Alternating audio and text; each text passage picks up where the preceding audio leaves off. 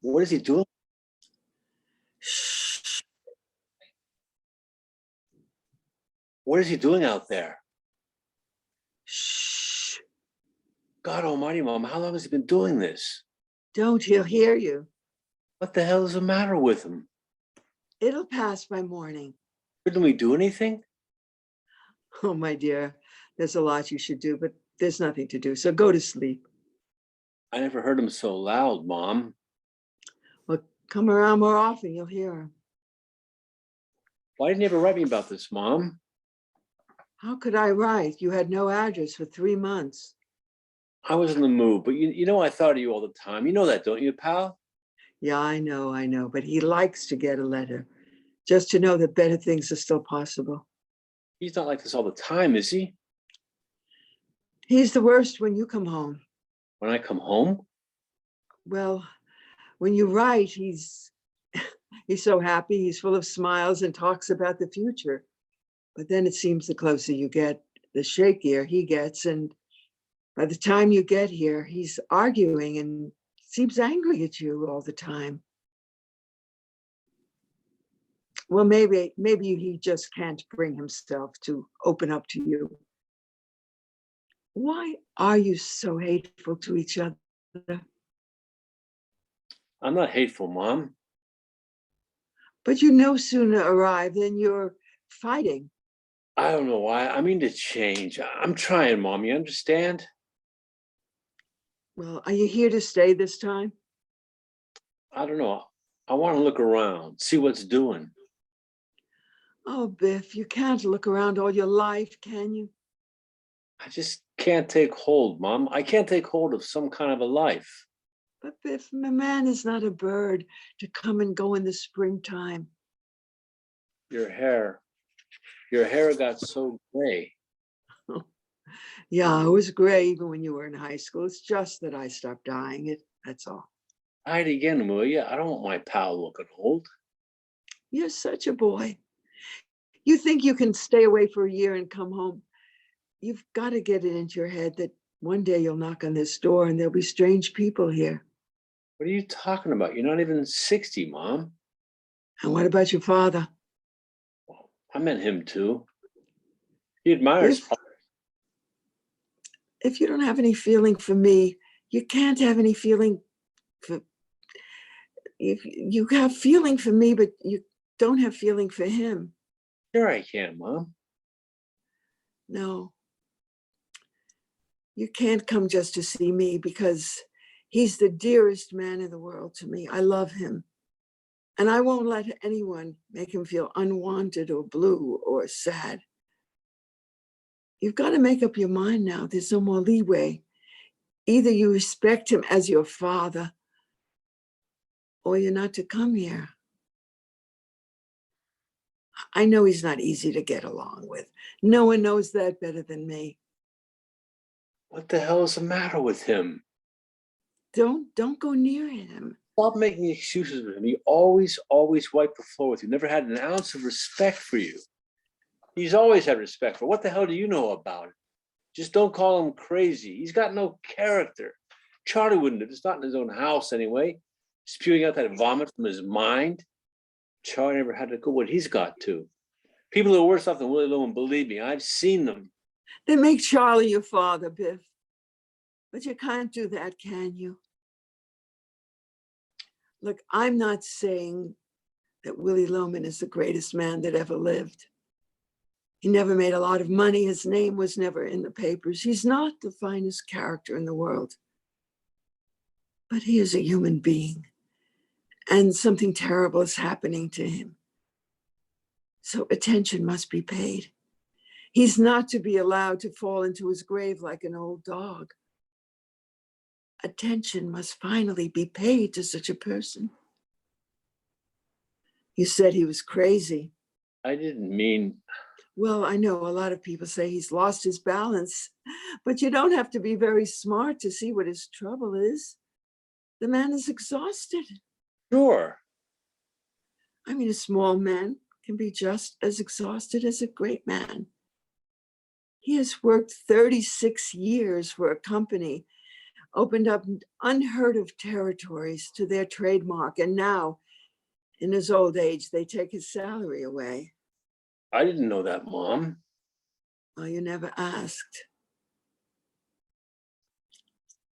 But now that you have your own spending money, I don't bother you with things about him. But I gave you money last. That $50. It cost $97.50 to fix the water heater. For the last 5 weeks, he's been on straight commission, like a beginner, like an unknown. Those ungrateful bastards.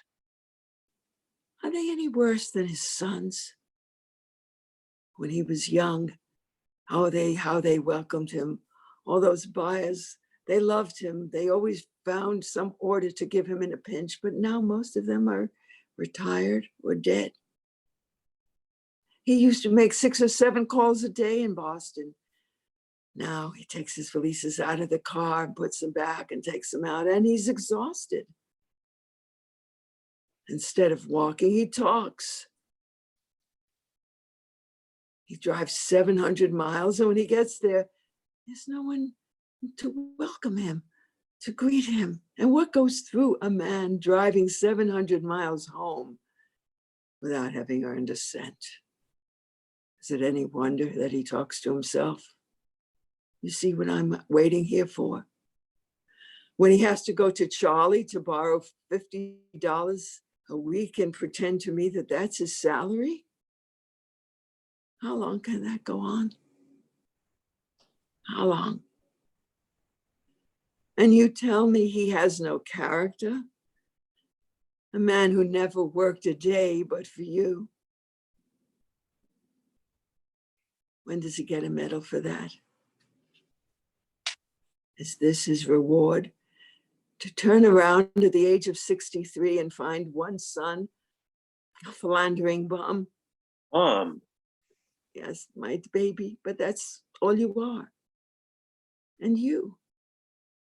What happened to the love that you used to have for him? You were such great pals. How you used to talk on the phone every night. He was so lonely till he could come home to you. All right, Mom. I'll live here in my room and I'll get a job. I'll keep away from him, that's all. You can't stay here and fight all the time. He threw me out of this house. Remember that. I never knew why. Why did he do that? Because I know he's a fake and he doesn't like anybody around who knows. Oh, why a fake? In what way? What do you mean? Just don't lay it all at my feet. It's between me and him. That's all I have to say. I'll chip in from now on. He'll settle for half my paycheck. He'll be all right. I'm going to bed. He won't be all right. I hate this city and I'll stay here. Now, what do you want? He's dying, Biff. Why is he dying? I live from day to day. What are you talking about? You remember I wrote you last February that he smashed up the car again? Well? Well, an insurance inspector came and he said all those accidents in the last year were not really accidents. How can they tell that? That's a lie. He said they have evidence. It seems there's this woman. And this woman, she was walking down the road and she saw his car. And she said he wasn't speeding and it didn't skid. That when he came to that old bridge, he just rammed into it. And if it weren't for the shallowness of the water, he wouldn't have survived. Oh no, he probably just fell asleep. No, I don't think he fell asleep. Why not? Oh, well, last month, boys, it's so hard to say this. I tell you, I live from day to day. Oh, I was going down to the cellar. The fuse blew out. I was going down to the fuse box and it just happened to fall out a length of rubber pipe and just short. No kidding? And at the end of it was a new attachment. And I knew right away. And sure enough, on the gas heater, the gas pipe, there's a new nipple. That jerk. Did you have it taken off? No. How could I? I'm ashamed to mention it. Oh, boys. I tell you, I live from day to day. I go down every day and I take away that little gas pipe. But when he comes home, I put it back again. You know, I know every thought in his mind. And I know it sounds silly and old-fashioned, but he's put his whole life into you and you've turned your backs on him. I tell you, Biff, I swear to God, his life is in your hands. His life is in your hands.